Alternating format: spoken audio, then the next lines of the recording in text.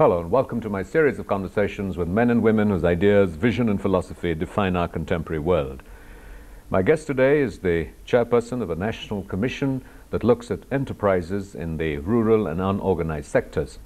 He is first a distinguished economist, though, who has been an economic advisor to the Prime Minister of India. He's been an executive director of the International Monetary Fund. He's a professor at Harvard University. He's been Indian ambassador to the European Union. And I could go on. He was a member secretary of the Planning Commission. He runs an NGO, the Center for Development in Human Rights. He's co-chairman of the Congress Party's Economic Committee, a post he held with Dr. Manmohan Singh. Professor Arjun Sengupta, welcome to the program.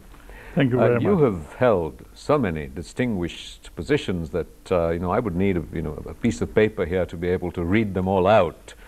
What do you define yourself as? An academic, someone who brings academic intellectual vigor to policy?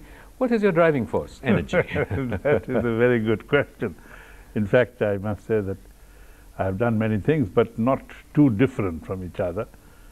And if you are asking me how I would like to describe myself, I am actually a policy practitioner. That is, I believe in economic policy formulation. I believe that economic policies work, and but they do not work as they are given in the textbooks. You have to fit the particular context, and that is where my practitioner interest comes into the picture. So you have been in so many committees and positions that are able to impact policy at the macro levels. Maybe we'll try and cover a few of those interests in the limited time that the program offers. You've most recently been in the news sort of reaffirming the whole notion of the autonomy of public enterprise. There is a great deal of confusion and concern and a deep political divide in a sense on whether this is a good thing or not. As a Harvard professor, give us a 101 on why it's a good thing. Well, I mean, it is as good a thing as a successful private enterprise if a public enterprise is successful. And in our country, there are many public enterprises who have been very successful in operation, in introducing technology, introducing new product. So the confusion that, as you are referring to, is the confusion between ownership and efficient operation. And some of us have been talking about it. I have written about it for a long time, that the problem is the problem of governance of the public enterprise. Ownership is not the major issue. In your recent recommendations, you have made this plea for autonomy and said that any communications or any decisions that are taken by the board, I mean, the government has one vote through its representative and that's it. Yes, I mean, the government's role is basically the role of an owner, like any other private company or company. So it has a certain monitoring role, that certain policies to be implemented, watching the value of the assets, the profits they give. Profits in the government sense is a bigger, in a greater sense. It is not just private profit, but these can be all spelled out. But then in the day-to-day functioning of the public enterprises, the owner has very little role. It is the role of the board and the managing director, CEO, and the people concerned.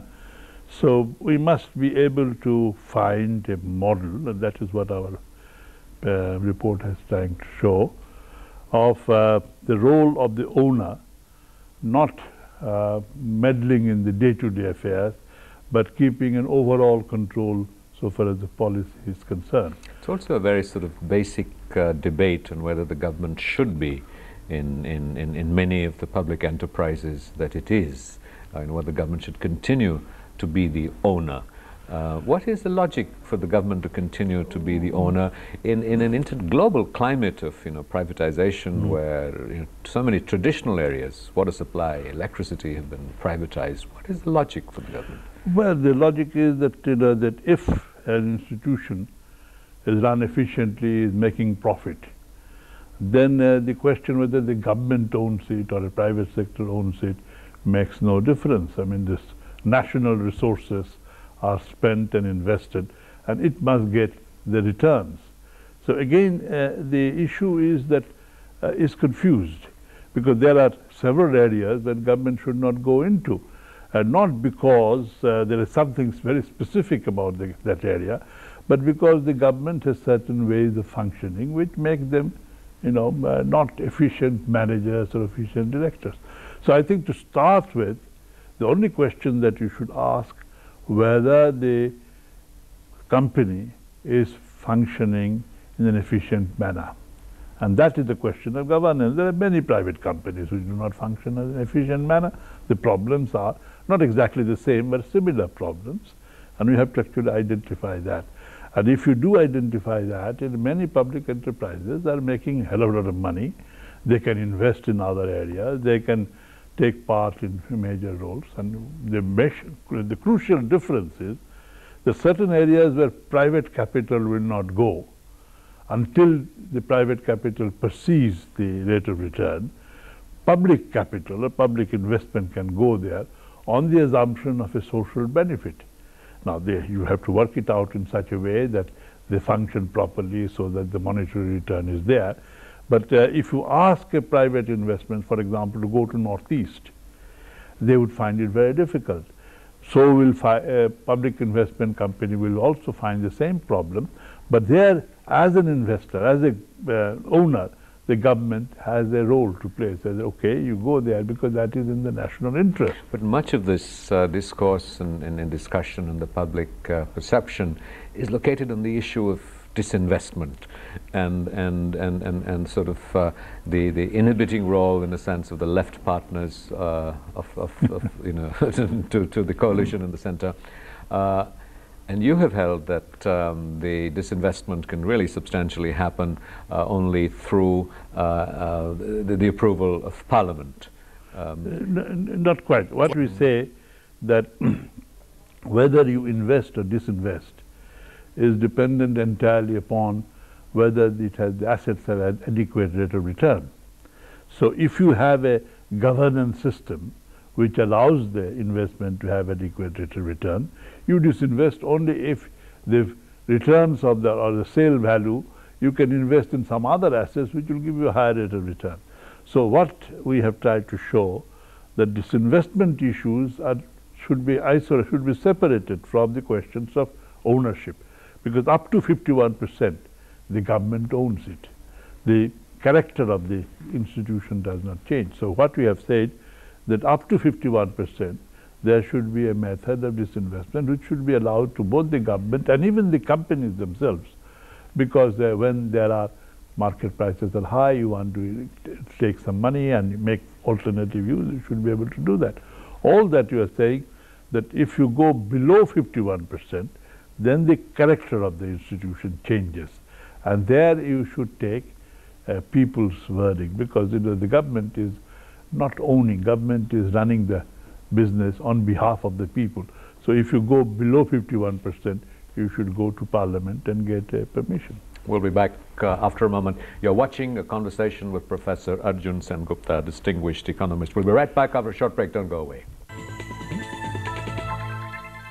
Welcome back to a continuing conversation with the economist Professor Arjun Sengupta. We were talking about disinvestment and a quick final question on that before we move on. And the efforts of governments to disinvest have been mired in controversy and the processes of government, and there's always suspicion even when disinvestment might well be legitimate. Is there a vested interest? Is something going to happen? As someone who's been looking at macro policy, many of these sort of the ideal things that governments ought to do and sometimes try to do and believe they ought to do, just because a lot of money is involved, just because there is the potential for vested interests to intervene, even when there are legitimate actions and initiatives, they come under a cloud, and that inhibits the kinds of action that people ought to take. What solution does a macroeconomist have? Well, I mean, you are absolutely right. You see, there are certain pure technical issues, and then there are political economy issues. I do not think you can talk about in a policy framework only about the technical issues.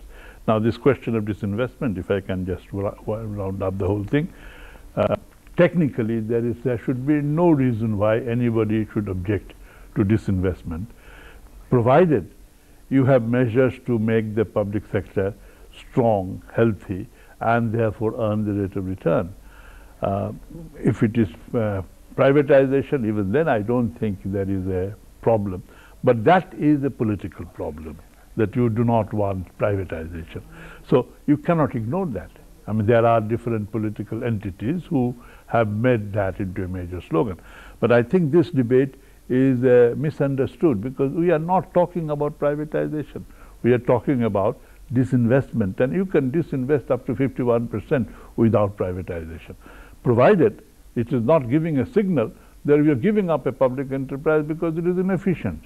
Then it is naturally, the question is, are you doing enough to make the public enterprise efficient?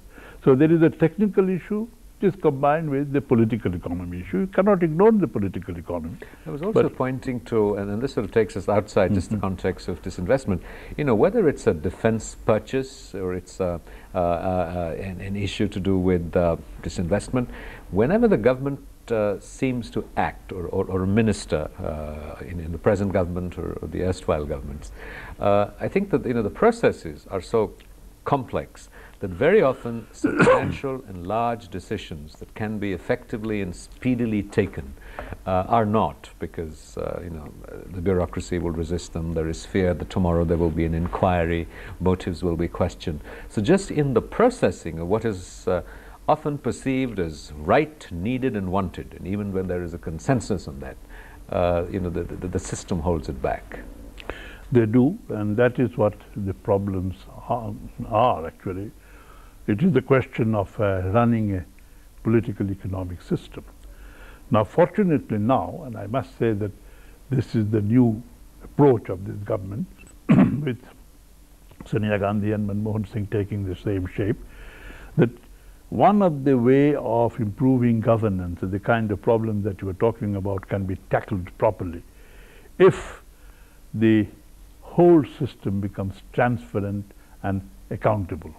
If everybody knows, you know, who is supposed to do what and what happens if he does not do what he is supposed to do, you will find immediately an improvement in the management. This is a system that has now come up. Unfortunately, with this Right to Information Act, we have moved into completely a new area of transparency, and that is the way to go about.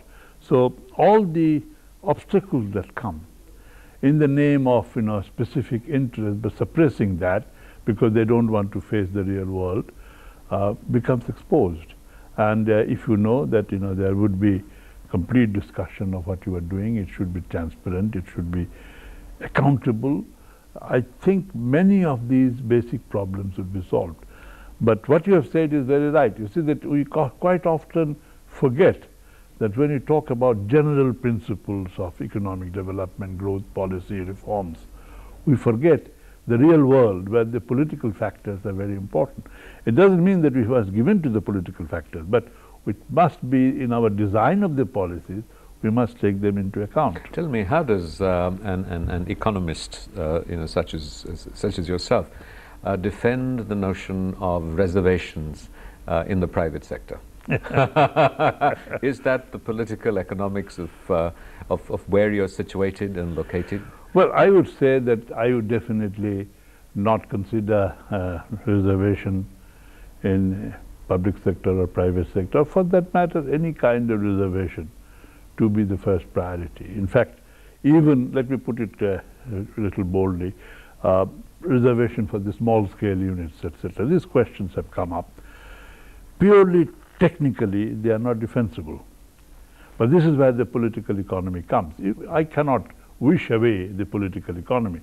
Then can we do something so that we can accommodate the political economic compulsion and still retain the efficiency argument?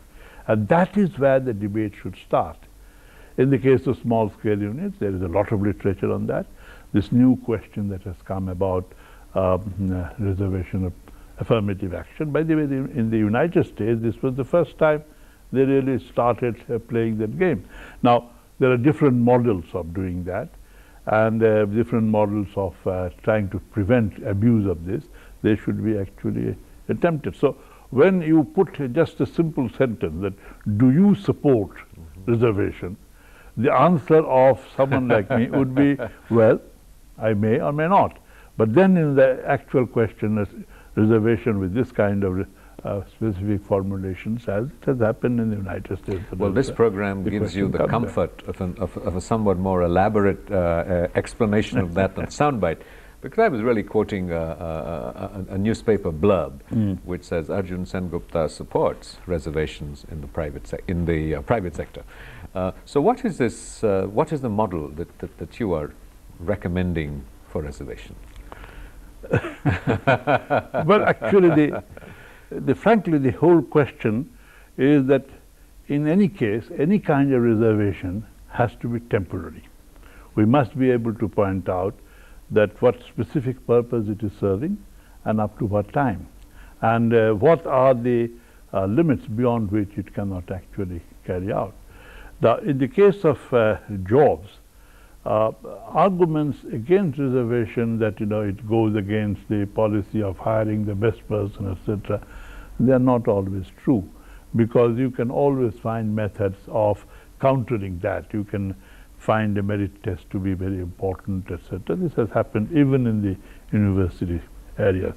But the basic argument against reservation is that it constrains the open market position, which is true. I strongly believe that if the market was competitive, it would open. In any area, it is better than an unopened, non-competitive market. But unfortunately, the world is not an open, competitive market. So we have to play that role at every point of time. And I do not think the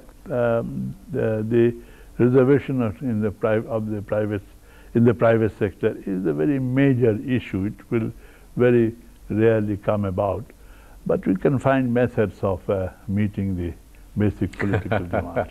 You are, chairperson of the National Commission that's looking at enterprises in the unorganized and the rural sector. This is located in the context of, the government's very strong commitment to rural development issues. You have opposed, what has seemed very much, pretty much, sort of the primary form of intervention when you're looking at issues like this traditionally, that was subsidies. What mechanisms are you looking at to support this very important sector if subsidies are off the table? Oh, that's a very good question. You see, if there are different kinds of subsidies. Subsidies which are consumption subsidies have no role to play when we're talking about investment, when we're talking about production. But it is definitely permissible if it allows investment in certain areas where the market return would not allow that investment to take place. Now, this is nothing new. Even in the unorganized sector, you have all different kinds of investment incentives, etc. Those incentives are nothing but some kind of subsidies. So the whole question is that, again, as I said, that if I put a subsidy or an incentive, let me put it this way, at time t0, and I know that in time t3, t4, you shall be able to withdraw because the rate of return would be higher. The t3 might maybe come t7 or t8, but again, this is a very temporary way of approaching the policies. Now, in the unorganized sector, in the poor enterprises, unfortunately, they are not marketable. If they were marketable, they would not have remained in that kind of a situation. So they need some kind of a support. Now, to the extent this support can be provided through infrastructure, through provision of power, through provision of the access to facilities, that's very important, without talking about the price. That's the fact. Many people are willing, let me give you this question of microfinance, that people have seen that people are willing to borrow at 13, 14, 15, 24% if credit is available. Quite often the subsidy is not at all necessary. It is the access to that facility is sufficient. But sometimes you may need to have a price subsidy in order to allow these people who cannot afford to get that particular benefit, access to that. So this is again a relative term. We'll come right back to that in a moment. Okay, You're thank watching you. a conversation with Professor Arjun Sengupta. We'll be right back after a short break. Don't go away. Welcome back to a continuing conversation with Professor Arjun Sengupta, economist and a man of many parts. Professor Sengupta, we were talking about the unorganized sector and the issue of subsidies. Do you really think that with the juggernaut of globalization and the multinationals and the hugely organized sector, that in the long haul there really is room for an unorganized sector, for the small scale enterprises, or are we likely to see all these swept away? Well, actually, the unorganized sector is a fact of life. Now, if you say that they are swept away because they become organized, that they become profitable, they can survive the competitive international global system, highly welcome. That is what our aim should be. But the process is the transition period when we are actually talking about. And in that particular time, we cannot say that these are absolutely pariah, they are not very good, because this is again political economy. We are living in a country where these people are the bulk of the population. This is real India, 92% of our population. So we have to do something for them. As a matter of fact, if I may even put it to very squarely, I think today the organized sector requires very little support. All that we have to see is that the reforms continue and they are not backlash, because we have got savings, we have got international capital, we have got foreign exchange. The world now is very close to us. I mean, we don't have the same situation in the 1970s. The help that is required is in the unorganized sector, among the poor, among the people who are not able to be employed because they are not employable, they do not have education. We talk about the poverty that has come down in India to 26%. What is that 26%? What is our poverty level? If you talk about the World Bank $1 per day definition, that 26% becomes 37%.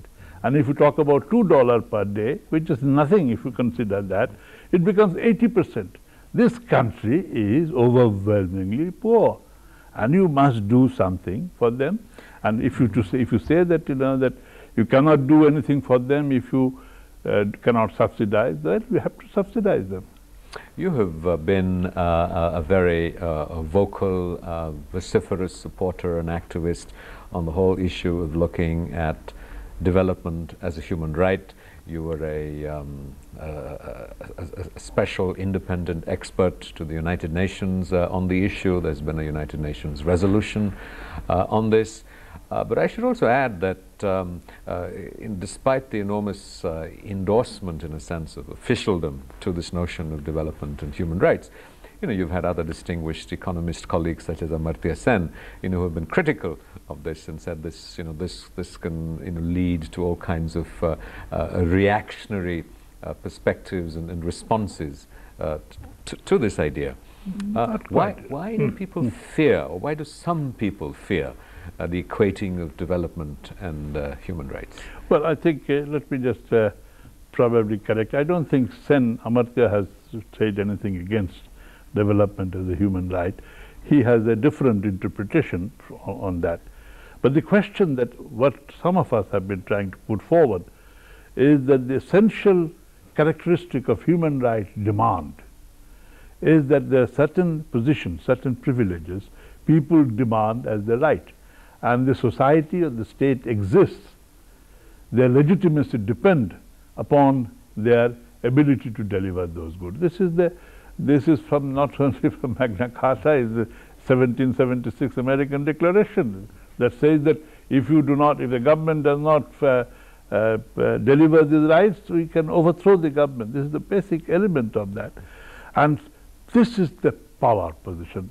Certain privileges have to be considered by the people as their basic right. The society, the state exists because they can deliver this thing. If they cannot deliver, they do not have legitimacy to do this. Now the question is then how do you define that kind of development? That is where the whole question comes. And we have developed and articulated that development policy, which is based on equity, based on non-discrimination, based on accountability, this question that we raised about. These are the characteristics of development which are captured by the concept of development. I think it also involves very much the notion of a global partnership to facilitate development. You have talked about that extensively, and in some ways it's perhaps too simplistic to talk about it in terms of a transfer of resources from the rich to the poor, but that is implicit in what you're suggesting in many ways. I'm very glad that you point it out, because this development as a human right has been accepted as an international human right law, which means that all over the world, any civilized community which has accepted human right will accept the responsibility of seeing that this human right is delivered. Which means that if in Tanzania the cotton growers go out of business because they cannot sell their cotton because the Americans have subsidized their cotton, then Americans have a responsibility to see that this situation is changed. They have to either compensate, which means, you know, transfer resources, or has to withdraw the subsidy, which is not transfer resources but effective increase in prices. So this is the strength of the language of human rights, that every community, every state which has accepted this as a right has an obligation, has a responsibility. Not only the nation state, if India has accepted development as a human right, this gets the first priority of all Indian government's action, but at the same time we can claim the international community has a responsibility to deliver that. So this is the combination of international cooperation and national action.